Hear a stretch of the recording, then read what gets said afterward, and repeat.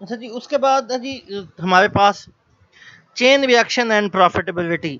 Chain reaction का क्या मतलब था? मसलन चेन रिएक्शन का ये मतलब था कि आप ऑर्गेनाइजेशन के जितने भी एलिमेंट्स हैं, जितनी भी ऑर्गेनाइजेशन के डिपार्टमेंट्स हैं, जितने भी ऑर्गेनाइजेशन के हिस्से हैं, आप उन तमाम को सेपरेट सेपरेट करके नहीं देख सकते। आप उन तमाम को सेम मसलन किसी चेन में लेके आ सकते हैं, आप उनको बेस्ट इंटीग्रेट कर सकते हैं।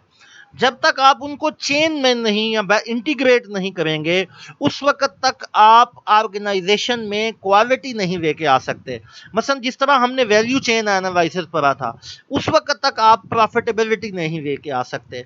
ये एक डेमिंग था जनाब, उसने ये पेश किया था कि आप उस वक्त तक, मैंने हाईलाइट भी किया हुआ इसको क्योंकि ये बहुत इंपॉर्टेंट कॉन्सेप्ट है, तो मैंने कुछ चीज़ें हाईलाइट कर दी ताकि आपको इजीली अंडरस्टैंड हो सके।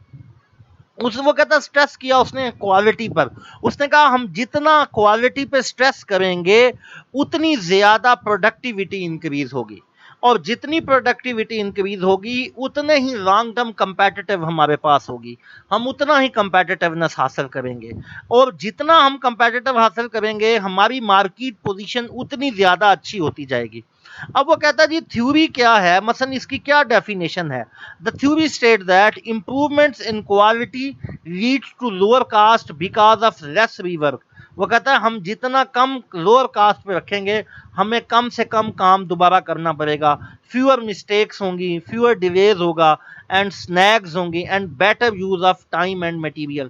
हम अच्छे तरीके से जो टाइम और मटेरियल को इस्तेमाल कर सकेंगे। अब लोअर कास्ट क्या है? लोअर कास्ट इस वजह से है कि हम चीज़ें बनाते बनाते हमारे एम्प्लॉय इतने ट्रेंड हो चुके होंगे कि उनकी जो वेस्ट है वो कम होगा, उनकी प्रोडक्टिविटी ज़्यादा होगी, और वो ज़्यादा प्रोडक्टिविटी इंप्रूवमेंट पे काम कर सकेंगे।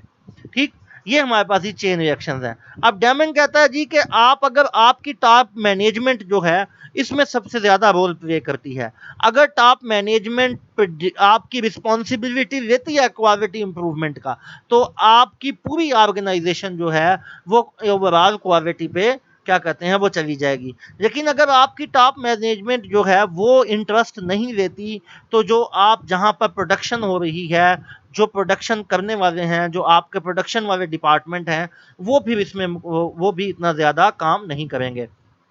तो ये एक डायाग्राम है, मसलन वो पूरा चेन मैनेजमेंट का, वो किस तरह होगी जी? वो कहता है जी आपने क्वालिटी इंप्रूव करनी कैसे? Cost decrease because of less rework, fewer mistake, fewer delays and SNAGs, and better use of time and material.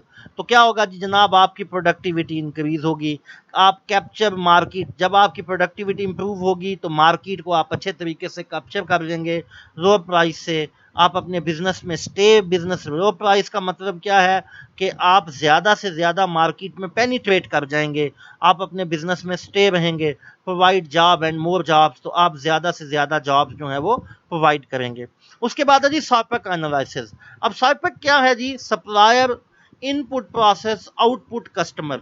कि जी आप सप्लायर इनपुट प्रोसेसेस, सप्लायर जो है वो, और जो आप जहां पर आप चीज़ें बना रहे हैं, आपके वो मसलन सप्लायर से लेकर आपकी प्रोडक्शन तक के जितने भी प्रोसेसेस हैं वो कितने अच्छे चलेंगे, वो जितने अच्छे चलेंगे आपके कस्टमर को उतनी अच्छी आउटपुट मिलेगी। सिंपल मसलन ये साइपक जो है वो ये कहता है। साइपक जो है ये सिक्स सिग्मा की बेसिकली एक वर्जन है,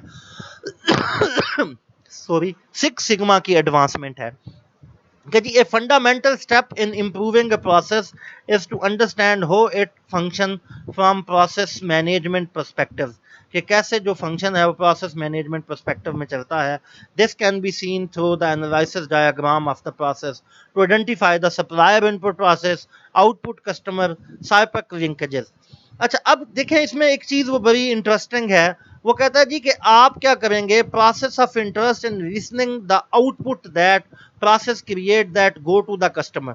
वो कहता है जी कि आप जब तक कस्टमर्स के पास जाएंगे तो आपने आउटपुट्स को लिसन करना है। आउटपुट लिसनिंग मीन कि आपने कस्टमर को सुनना है, कस्टमर से की बात सुननी है, उसका फीडबैक लेना है, वो उसके बारे में क्या कह रहा है, आपके प्रोसेसेस के बारे में, वो प्रोडक्ट के बारे में क्या कह रहा है, सर्विसेज के बारे में क्या कह रहा है।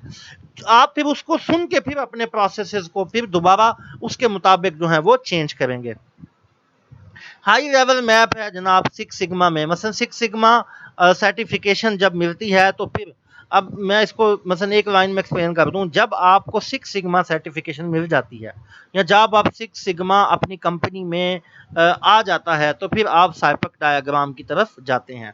अब reason why you should want to map your company current process, ये जो साइपेक है ये आपको इस काबिल करता है कि आप जो करंट उस वक्त का जो प्रोसेस है आपकी कंपनी का, आप उसको मैप कर सकते हो, उसको देख सकते हो। आप ये देख सकते हो कि मसलन कितना क्विकली आप काम कर सकते हो, कैसे डॉक्यूमेंट आपके सही हैं, एंड आप अपनी प्राइवेटीज को सेट कर सकते हो। यानी मेरे कहने का मतलब ये है कि ये साइपेक जो है ये आपको ये बताता है कि आपकी इंडस्ट्री या आप इंडस्ट्री सॉरी आपकी ऑर्गेनाइजेशन में क्या क्या एबिलिटीज हैं, वो क्या क्या कर सकती है, उसकी प्रायोरिटीज क्या हैं, किन चीज़ों को वो टॉप पे रखती है, किन चीज़ों को वो नहीं टॉप पे रखती, कैसे वो जा रही है। मसलन ये सारी चीज़ें हैं जिससे मैंने नीचे हाईलाइट किया, major phase of six sigma DMAIC define measure analyse improve and control processes. मसलन जब आप साइपेक से गुजर जाते हैं तो फिर आप डी मैक की तरफ जाते हैं। मसलन आप डिफाइन करते हैं कि कौन सी चीज़ है, कौन सा बिजनेस है हमारा, हम करना क्या चाह रहे हैं, हम क्या चीज़ बनाना चाह रहे हैं, हमारे टारगेट क्या हैं, फिर उनको आप मैयर करते हैं कि फिर आप एनालाइज करते हैं क्या जो हमने टारगेट रखे थे वो हमने बना लिए हैं, अगर नहीं बना लिए या बना लिए तो आगे फ्यूचर में क्या इंप्रूवमेंट होगी और उनको हमने कैसे कंट्रोल करना है। ये सारी चीज़ें यहाँ पर आप इसमें देखते हैं जी। अब कुछ चीज़ें हैं ये हमने बार बार डिस्कस की हैं, these can be better define. मसलन आप सप्लायर्स सिग्निफ इंटरनल एक्सटर्नल सप्लायर्स कौन से हैं।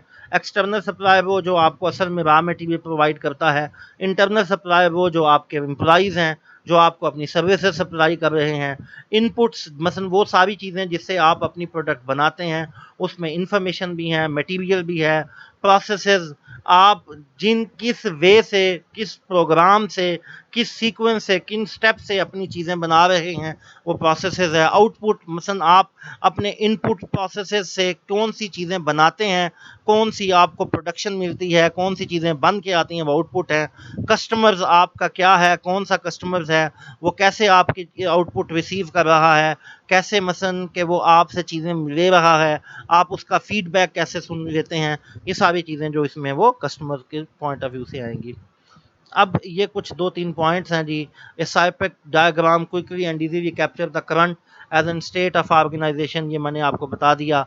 साइपेक exercise brings associate together in non threatening way that builds. मसलन वो आप कोई ऐसे वो बगैर किसी हार्म के, बगैर किसी साइड इफेक्ट के ये जो एक्सरसाइज है वो चीज़ों को इकट्ठे लेके आ सकती है।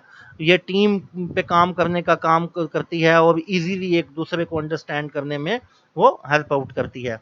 अब ये जो चीज़ें जो आपने खुद पढ़नी है वो आगे क्वालिटी टर्मिनोलॉजीज हैं, ये आप एक दफ़ा इनको स्टडी कर लीजिएगा और फिर अगर हुआ तो, क्योंकि इसको इस पे हमने अलग-अलग आगे जाके डिस्कस करना है, लेकिन आप इनको एक दफ़ा ज़रूर स्टडी कर लीजिएगा इन क्वालिटीज़ को।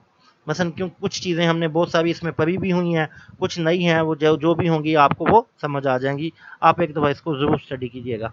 ठीक है, ये जी हमारा आज का लेक्चर है।